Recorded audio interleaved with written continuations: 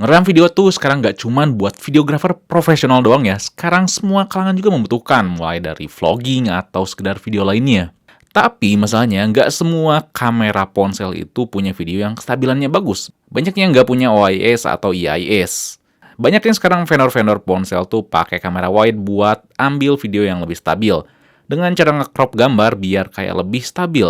Tapi masalahnya kalau misalkan kita pakai lensa wide dibandingkan lensa utama, hasil videonya tuh kurang bagus ya, nggak detail, apalagi masalah fokus. Makanya ada namanya sekarang tuh gimbal, sebuah perangkat yang bisa bikin stabil waktu kita ambil video. Di sini saya udah pegang Brica B-Steady 2 Pocket. Gimbal ini tuh hanya dihargai di bawah 1 juta aja. Di sini ada 5 hal yang harus kalian ketahui setelah saya pakai gimbal compact ini setelah beberapa hari. Apakah di sini harganya murah tuh karena kurang bagus, abal-abal, seadanya, atau gak worth it? Oke, di sini Fadil langsung aja kita review si Brica B-Steady 2 Pocket, ya.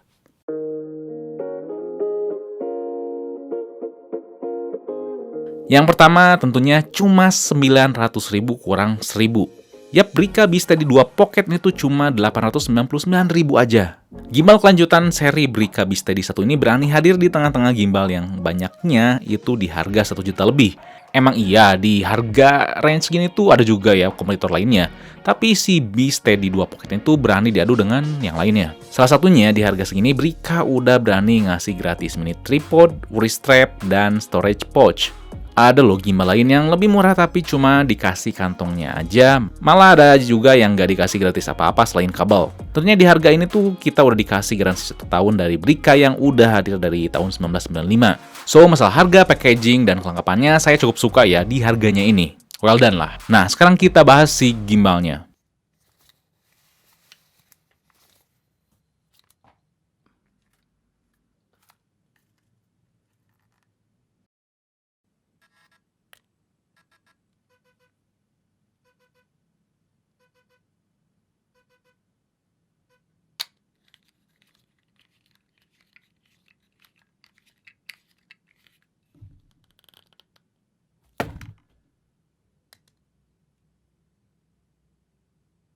Yap, kita beranjak ke nomor 2 yaitu really compact. Tentunya karena ini harganya murah, kalian jangan harapin lah bodi logam ya. Mungkin nggak premium, tapi kalau kalian pegang langsung ini tuh ergonomik banget. B-Steady 2 Pocket ini dibalut sama plastik dengan warna abu. Sangat halus dan nyaman dipegang.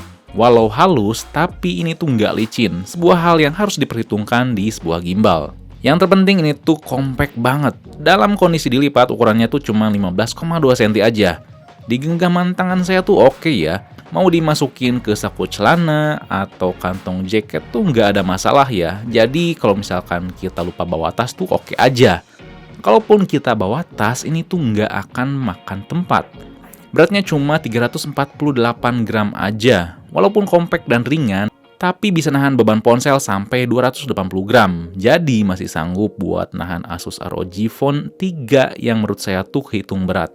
Feel-nya tuh tetap kerasa solid dia. Ini tuh nggak kerasa murahan walau nggak terlihat dan nggak kerasa premium. Jadi bagus. Ukuran ini tuh cocok banget buat kalian yang mobile banget dan butuh sebuah gimbal dengan ukuran yang nggak ribet. Masalah fisik terutama ukuran tuh benar-benar harus dipertimbangin ya. Karena saya juga punya gimbal yang ukurannya lebih gede dibandingkan ini. Jujur aja ada ribet banget sih buat dibawa kemana-mana gitu. Jadi ya bawa gimbal Pocket 2 ini tuh oke. Lalu 3-axis stabilizer gimbal. Walaupun murah, ini tuh punya 3-axis stabilizer ya. 3 aksis ini tuh maksudnya ada di gerakan kiri kanan, atas bawah, dan maju mundur. 3 hal ini tuh merujuk ke pan, tilt, dan roll ya. Hal ini tuh penting buat ngehadirin kestabilan, dan yang harus kalian tahu, nggak semua gimbal punya 3 aksis. Saya coba emang nyaman ya, cukup responsif di harganya. Cuma di bagian tilt axis atau atas bawah, ini tuh dibatesin banget ya sudut gerakannya, cuma 160 derajat aja. Tilting di sini tuh nggak sebebas B-Steady seri pertama yang nyampe 325 derajat. Jadi tilt axis atau gerakan atas bawah di sini buat lebih kerasanya tuh bantu stabilisasi aja. Mungkin bisa bantu buat kita nengok atas bawah pakai joystick yang enak dioperesin ini. Tapi nggak terlalu luas sih sudut pandangnya.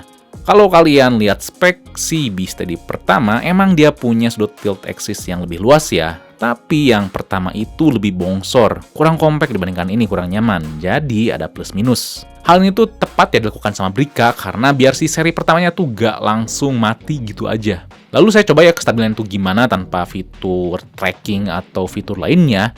Ternyata hasilnya tuh bagus ya. Tapi dengan catatan.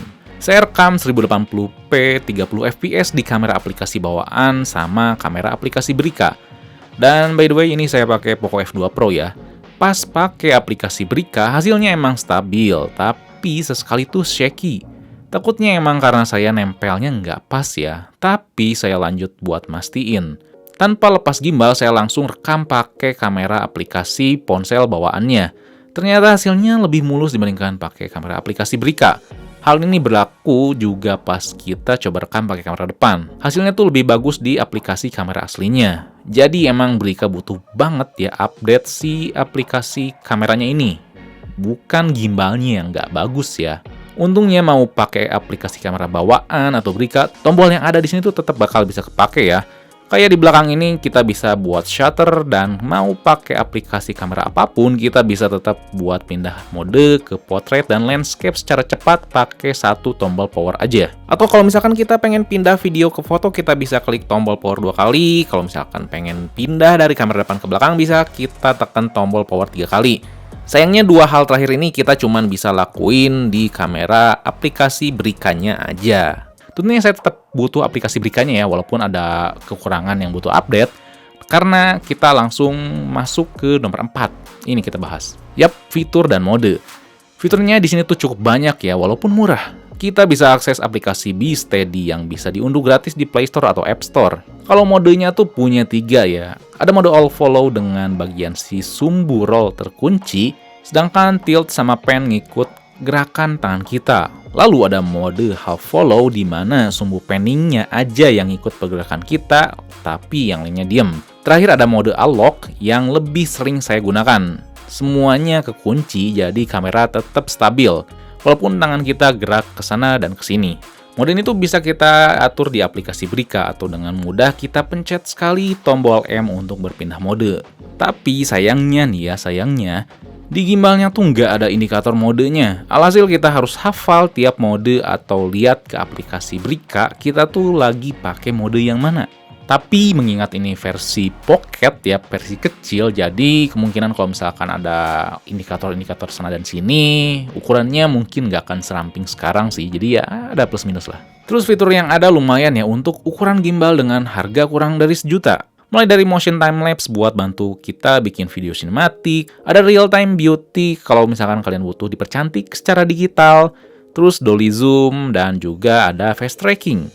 Yang paling saya suka ada fitur auto calibration, suatu fitur yang bisa otomatis mengkalibrasi gimbal kita, dan semua fitur ini tuh dikemas di aplikasi Brika BeSteady. Dan sekali lagi fitur auto calibration itu gak semua punya ya, dan ada juga beberapa gimbal lain yang harga lebih mahal tapi nggak punya fitur ini.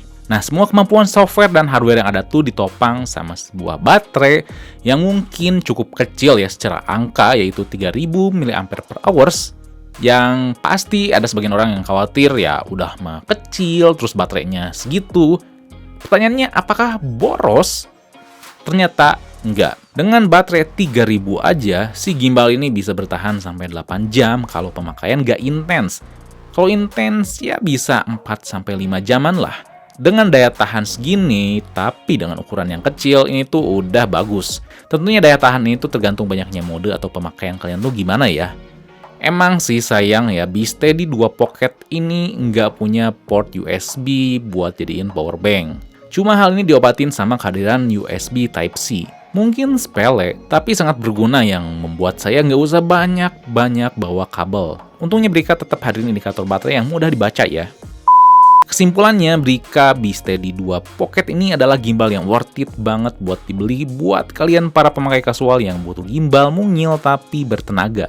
Cocok buat kalian yang suka vlogging, karena ini tuh nggak ribet, compact, gak makan tempat, simple, dan awet.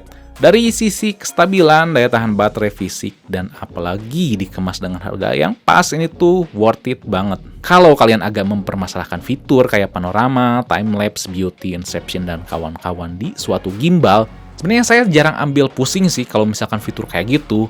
Karena saya lebih menganggap itu tuh bonus sih, karena ya bagus atau enggak hasilnya itu bukan sama fitur sih, itu balik lagi ke kreativitas kalian. Oke, jadi itu dia review Brika B Steady 2 Pocket kali ini. Kalau misalkan ada hal yang ingin tanyakan, kalian bisa tulis komen di bawah, dan jangan lupa juga buat like, share, subscribe Fixme, lalu nyalain lonceng notifikasi biar gak ketinggalan video berikutnya.